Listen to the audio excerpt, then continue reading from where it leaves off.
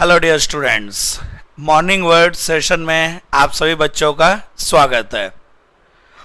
आज भी मॉर्निंग में ये क्लास नहीं हो पाने का रीज़न था, जैसे कि आप जानते हैं कि पटना में कल से ही मतलब एक दिन पहले से ही लगातार जो है बारिश हो रही है।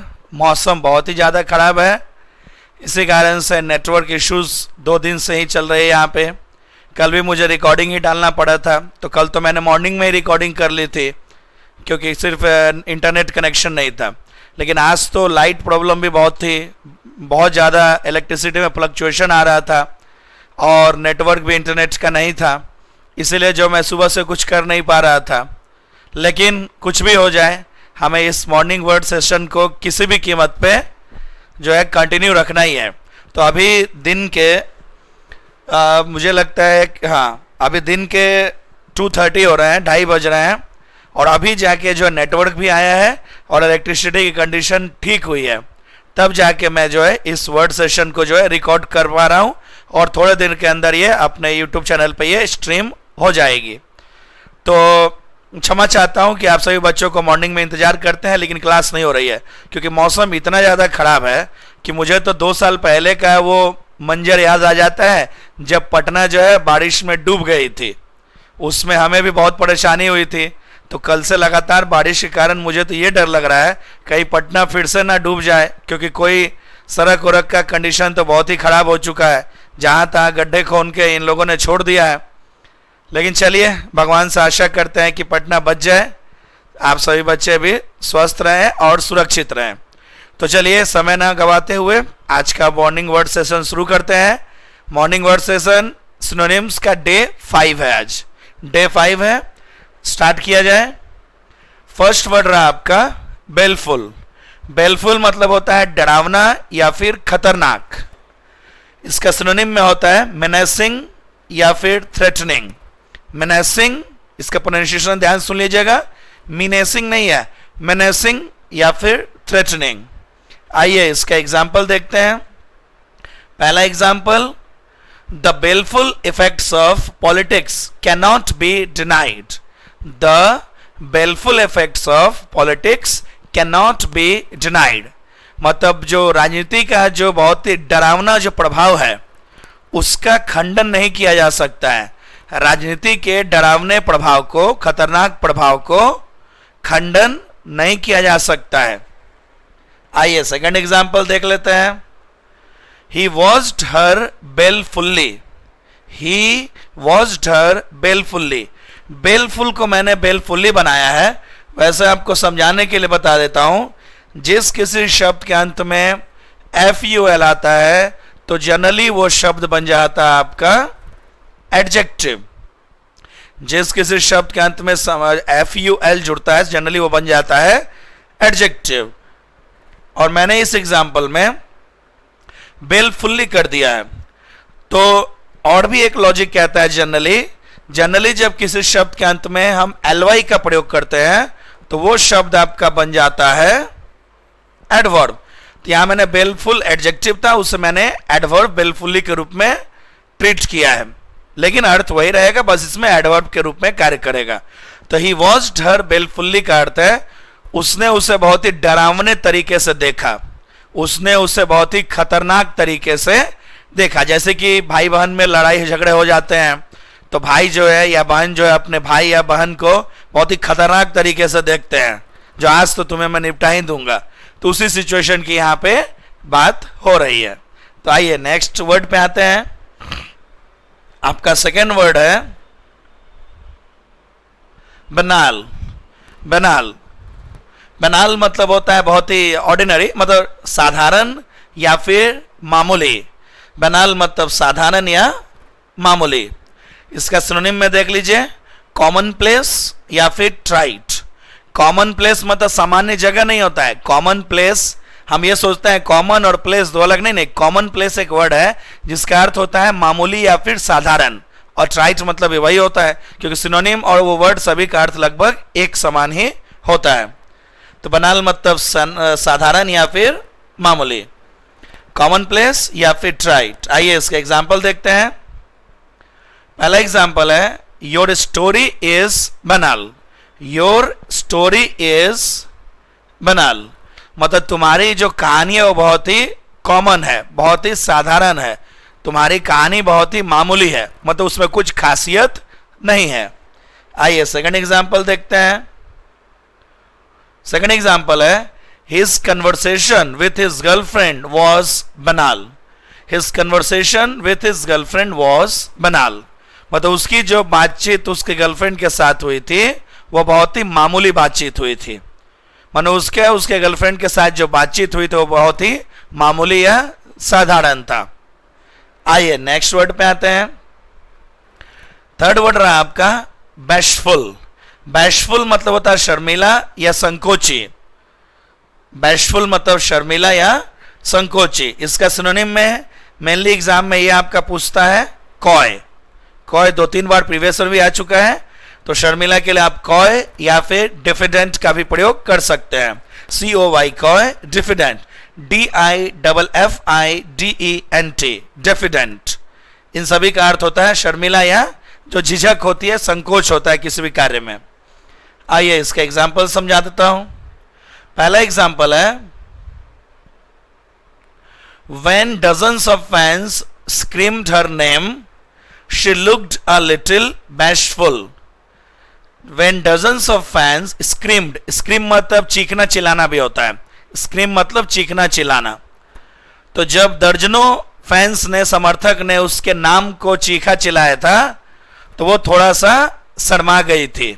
जब दर्जनों फैंस ने, प्रशंसकों ने उस चीख के उसका नाम लिया था तो वो थोड़ा सा शर्मा गई थी। जैसे कोई नहीं सेलिब्रिटी है, चाहे किसी क्रिकेटर को हम लोग मैदान पे देखते हैं तो देख के ही चिल्लाने लगते हैं कोहली कोहली, सचिन सचिन।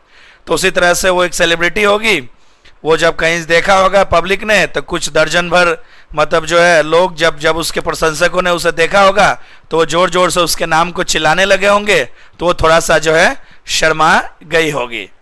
आइए नेक्स्ट वर्ड एग्जाम्पल देखते हैं। सेकंड एग्जाम्पल है he is a little bashful while talking to girls. फिर से सुनिए, he is a little bashful while talking to girls मतलब लड़कियों से बातचीत करने में वो थोड़ा सा शर्माता है। लड़कियों से बातचीत करने में वह थोड़ा सा शर्माता है। आइए नेक्स्ट वर्ड रहा, फोर्थ वर्ड है बेडलैम। बेडलैम, बेडलैम मतलब होता है शोर शराबा, शोरगुल, कोलाहल जिसे आप कहते हैं। और इसका सिनोनिम है पेंडिमोनियम या फिर कमोशन। ज्यादातर आपको पेंडिमोनियम प्रीवियस ईयर में दिख जाएगा बेडलैम का। बेडलैम मतलब शोरगुल और सिनोनिम में इसका है पेंडिमोनियम PANDEMONIUM या फिर कमोशन COMMOTION कमोशन मतलब शोर शराबा। आइए इसका एग्जाम्पल देख लेते हैं। पहला एग्जाम्पल है he is causing bedlam at the hotel. He is causing bedlam at the hotel मतलब वह होटल में शोरगुल पैदा कर रहा है, या वह होटल में कोलाहल पैदा कर रहा है, या वह होटल में जो है शोर शराबे का कारण है। होटल में शोर शराबे का वह कारण है। आइए नेक्स्ट एग्जाम्पल। सेकंड एग्जाम्पल है the football match will be fast and there will be bedlam in the stadium मतलब है कि फुटबॉल मैच काफी फास्ट होगा, काफी तेज होगा और स्टेडियम में बहुत ज्यादा शोर शराबा होगा। फुटबॉल मैच बहुत ही तेज होगा और स्टेडियम में बहुत ज्यादा शोरगुल, कोलाहल, आवाजें होंगी क्योंकि प्रशंसक खूब ज्यादा शोर शराबा करते हैं। क्योंकि प्रशंसक बहुत ही ज्यादा शोर शराबा करते हैं कोई भी मैच जब वो देखते हैं। तो आइए नेक्स्ट वर्ड पे आते हैं। नंबर 5 है बिगाइल।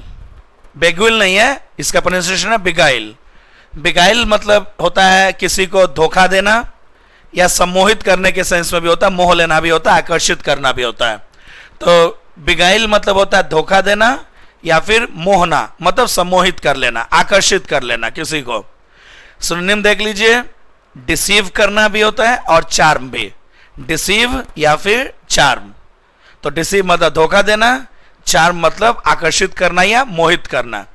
आइए इसका एग्जाम्पल समझाता हूं बिगाइल से। पहला example, he beguiled his friend into doing the work for him. He beguiled his friend into doing the work for him. मतलब उसने अपने दोस्त को धोखा दिया था ताकि वह उस कार्य को उसके लिए करे। उसने अपने दोस्त को धोखा दिया था ताकि वह जो दोस्त है उसके लिए वह कार्य करे। आइए नेक्स्ट एग्जाम्पल। सेकंड एग्जाम्पल है, the teacher used to beguile her pupils with fairy tales. तो देखिए यहां पे प्यूपिल्स है, प्यूपिल्स मतलब स्टूडेंट्स हो गए, स्टूडेंट्स को ही कहते हैं, सिनोनिम है। टेल्स मतलब स्टोरीज होगा। फेयरी मतलब फैंसी, इमेजिनरी, काल्पनिक, FANCY। तो टीचर जो थे वो अपने स्टूडेंट्स को, छात्रों को जो है बहुत ही आकर्षक मतलब जो कहानियां सुनाते थे ताकि वो उन्हें मोहित कर सके। टीचर जो है वो अपने स्टूडेंट्स को मतलब जो है मतलब फेयरी टेल्स, बहुत ही मतलब जो है परियों की कहानियों जैसी जो होती है वो सब कहानियां सुनाया करते थे ताकि वे अपने स्टूडेंट्स को, छात्रों को आकर्षित कर सके या फिर मोहित कर सके। आइए नेक्स्ट एग्जाम्पल वर्ड पे आते हैं। नेक्स्ट नंबर 6 वर्ड है बेलिकोज, BELLICOSE, बेलिकोज। बेलिकोज मतलब होता है झगड़ालू या लड़ाकू। बेलिकोज मतलब झगड़ालू या लड़ाकू। इसका सिनोनिम में है, इसे पढ़ते हैं BELLIGERENT, बेलिजरेंट। बेलिगरेंट नहीं है, इसका प्रोनाउंसिएशन होता है बेलिजरेंट, बेलिजरेंट या फिर एग्रेसिव। बेलिजरेंट या फिर एग्रेसिव, इसका सिनोनिम देखिए, सॉरी इसका एग्जाम्पल देखते हैं। पहला एग्जाम्पल है, the bellicose statements have caused this difference. The bellicose statements have caused, her bellicose statements have caused this difference. उसका जो ऐसा झगड़ालू कथन है या वक्तव्य है उसके कारण यह मतभेद पैदा हुआ है। उसके लड़ाकू वक्तव्यों के कारण यह मतभेद पैदा हुआ है। यहां पे हमने लिखा है डिफरेंस। डिफरेंस मतलब तो पता ही है आपको, मतभेद। और बेलिकोज मतलब झगड़ालू, स्टेटमेंट मतलब वक्तव्य। तो उसके झगड़ालू वक्तव्यों के कारण जो है यह जो है मतभेद पैदा हुआ है। आइए नेक्स्ट एग्जांपल देख लेते हैं। This arrest could be part of the bellicose exchange of threats between Iran and the US। मतलब यह जो गिरफ्तारी हुई है, यह जो गिरफ्तारी हुई है वह संभवतः जो लड़ाकू जो आदान प्रदान हो रहा था अमेरिका और ईरान के बीच में उसी का एक भाग है। यह जो गिरफ्तारी हुई है मतलब या तो ईरान ने अमेरिका के किसी को गिरफ्तार किया होगा या फिर अमेरिका ने ईरान के किसी को गिरफ्तार किया होगा। तो यह जो गिरफ्तारी हुई है वो जो लड़ाकू एक दूसरे के बीच में जो संबंध है अमेरिका और ईरान का, उसी में ये थ्रेट को आगे बढ़ाने के लिए उसी कड़ी का ये पार्ट हो सकता है। आइए नेक्स्ट एग्जांपल पे आते हैं। 7 नंबर है वर्ड बिमोन, BEMOAN। बिमोन मतलब पश्चाताप करना, पछताना। इसका सिनोनिम होता है लैमेंट या फिर बिवेल, LAMENT या फिर BEWAIL, बिवेल। पछताना, बिमोन, लैमेंट या बिवेल। पहला example, The schools in our state bemoan their lack of funds. The schools in our state bemoan their lack of funds. मतलब हमारे राज्य के जो स्कूल हैं वो पछताते रहते हैं कि उनके पास पैसे की कमी है। हमारे राज्य के जो स्कूल्स हैं वो ये बात को पश्चाताप करते रहते हैं, खेद जताते हैं कि उनके पास फंड नहीं है, पैसे की कमी है, इसलिए वो कोई भी स्कूल में अच्छा कार्य, उन्नति का, प्रोग्रेस का कोई कार्य नहीं करवा पाते हैं। आइए second example, the girl was bemoaning on her fate. Fate मतलब भाग्य होता है, फेट मतलब भाग्य, लक। तो the girl was bemoaning on her fate, मतलब जो लड़की थी वह अपने भाग्य पे खेद जता रही थी या पश्चाताप कर रही थी। वह लड़की जो थी अपने भाग्य को लेकर पछता रही थी, जो उसका भाग्य बहुत ही खराब था। आइए नेक्स्ट एग्जांपल पे आते हैं, सॉरी वर्ड पे। BENIGN, ये बेनिग्न नहीं है, इसका उच्चारण ध्यान सुनिए, BENIN, बेनाइन। BENIGN का उच्चारण होता है, प्रोनाउंसिएशन होती है बेनाइन। बेनाइन मतलब होता है काइंड, दयालु। बेनाइन मतलब होता है दयालु, इसका सिनोनिम में काइंड लिखिए या फिर बेनेवोलेंट। बेनेवोलेंट मतलब काइंड, दयालु। आइए इसका एग्जांपल देखते हैं बेनाइन का। Her benign smile has got the work done. Her benign smile has got the work done, मतलब उसके जो दयालु जैसा जो हंसी है, दया वाला जो हंसी है, उसी के कारण वह काम हो गया है। मतलब कोई हंसता नहीं है तो बहुत दया आती है, उसे देख के जो हंस भी रहा तो दया हो रहा है, तो उसी दया के कारण उसके काम भी पूरा हो गया है। आइए second example. Ravi is very gentle and benign. Ravi is very gentle and benign, मतलब रवि बहुत ही जेंटल, मतलब क्या कहेंगे, जेंटलमैन टाइप का है और बहुत ही दयालु है। रवि बहुत ही विनम्र, और जेंटल मतलब विनम्र भी होता है, तो रवि बहुत ही जेंटल मतलब विनम्र और दयालु है। आइए नेक्स्ट वर्ड पे आते हैं, नंबर 9, बेम्यूज। बेम्यूज मतलब चकरा देना या स्तब्ध कर देना या किसी को आश्चर्यचकित कर देना, मतलब कंफ्यूज करना भी होता है। बेम्यूज मतलब किसी को चकरा देना, मतलब कंफ्यूज कर देना, स्तब्ध कर देना यानी कि आश्चर्यचकित कर देना। पॉजिटिव में भी हो सकता है, नेगेटिव में भी यूज कर सकते हैं। इसका सिनोनिम देख लीजिए। पहला सिनोनिम है स्टन, STUN, स्टन या फिर बिविल्डर्ड। स्टन या फिर बिविल्डर्ड, आश्चर्यचकित कर देना या स्तब्ध कर देना। आइए इसका एग्जाम्पल देखते हैं। पहला एग्जाम्पल है, I am not bemused at my success. I am not bemused at my success, मुझे अपने सफलता पर आश्चर्य नहीं है या मैं अपने सफलता पर स्तब्ध नहीं हूं। और ध्यान रखिए बेम्यूज जो एक तरह का आश्चर्य है, और आश्चर्य वाले अधिकतर शब्दों के साथ हम फिक्स्ड प्रीपोजिशन एट का प्रयोग करते हैं। आश्चर्य वाले अधिकतर शब्दों के साथ हम प्रीपोजिशन एट का ही प्रयोग करते हैं। तो मुझे अपने सफलता पर आश्चर्य नहीं है या मैं अपने सफलता से स्तब्ध नहीं हूं। नेक्स्ट एग्जाम्पल देख लीजिए। सेकेंड एग्जाम्पल है, she seemed a little bemused at my question. Seemed मतलब महसूस, मतलब प्रतीत होना,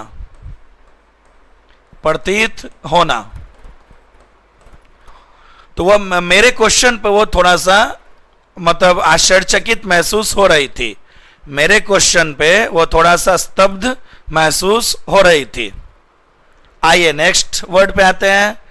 नंबर 10 वर्ड है बिस्टो, BESTOW। बिस्टो मतलब देना, प्रदान करना, उपहार के रूप में देना, सब होता है।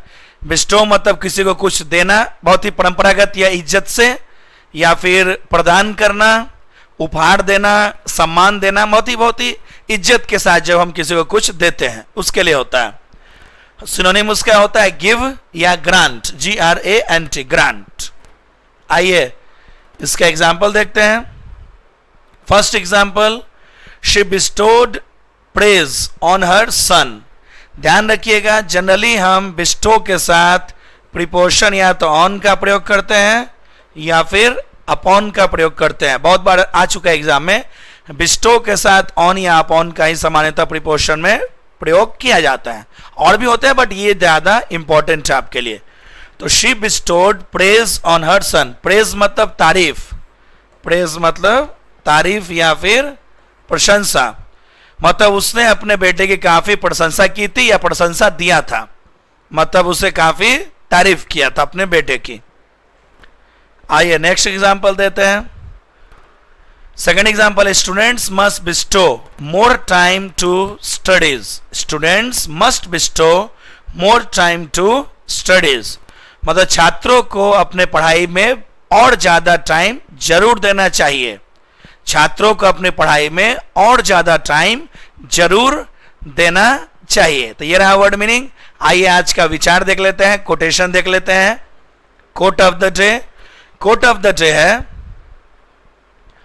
कोट ऑफ द, मतलब आज का सुविचार मैं कह सकता हूं। ये रहा सुविचार, what is the point of being alive, what is the point of being alive if you do not try to do something remarkable. What is the point of being alive if you do not try to do something remarkable? उस जीने का क्या फायदा जब हम उस जीवन में कुछ अलग या कुछ महान कार्य ना कर सके। उस जीवन का क्या फायदा या उस जीने का क्या फायदा जब हम उस जीवन में कुछ अलग या कुछ महान कार्य ना कर सके। तो ध्यान रखिए बच्चे, हम सभी महान नहीं बन सकते हैं या महान नहीं होते हैं, लेकिन हम सभी जो हैं छोटे छोटे कार्यों को महान तरीके से कर सकते हैं और इस तरह से एक न एक दिन हम में भी महानता वाले गुण जरूर आते हैं। इसीलिए इसे इंग्लिश में कहते हैं, all of us can not be great and do great things but we can do small things in a great way. मतलब हम सभी महान नहीं बन सकते हैं और महान कार्य नहीं कर सकते, लेकिन हम सभी जो है छोटे छोटे कार्यों को महान तरीके से कर सकते हैं। जैसे कि हम एक ही दिन में 1 लाख वर्ड को नहीं पढ़ सकते हैं, लेकिन अगर हम डेली 10-10, 20-20, 30-30 वर्ड पढ़ें तो एक समय ऐसा आएगा 6 महीने साल भर के अंदर कि हमारे पास इतना कलेक्शन हो जाएगा वर्ड्स का कि हम किसी भी एग्जामिनेशन के वर्ड को बहुत ही आसानी से सॉल्व कर पाएंगे। तो ध्यान रखिएगा, एक दिन में महल नहीं बनता है, एक दिन में सपनों का महल नहीं बनता है, लेकिन एक दिन जरूर बनता है। तो ध्यान रखिए, अगर महल बनाना है तो आज से ही प्रैक्टिस स्टार्ट करना होगा। तो डियर स्टूडेंट्स, कुछ भी हो जाए हमें इस क्लास को रोकना नहीं है। मैं अभी रिकॉर्डिंग कर रहा हूँ 2:30 बजे दिन में, इसलिए क्षमा चाहता हूँ, लेकिन 1-2 दिन के अंदर मुझे लगता है नेटवर्क तो ठीक होगा ही, तो फिर 6 बजे मैं लाइव आया करूँगा। मैं कल भी कोशिश करूँगा मॉर्निंग में डे 6 को लेके आने का। अगर नेटवर्क नहीं रहा तो मैं रिकॉर्ड जरूर कर दूंगा और उसी दिन वो वर्ड मीनिंग का सेशन जरूर YouTube पे आ जाएगा। इसलिए कुछ भी हो जाए आप अपना वर्ड मीनिंग को, वो जो हम लोग लिख रहे हैं एग्जाम्पल से समझा रहे हैं, उसे लर्न जरूर करिए। ये आपके एग्जामिनेशंस के लिए बहुत ज़्यादा बेनिफिशियल है, बहुत ज़्यादा इसका आपको फायदा मिलेगा। तो मिलते हैं कल डे 6 में, तब तक के लिए जय हिंद एंड थैंक यू।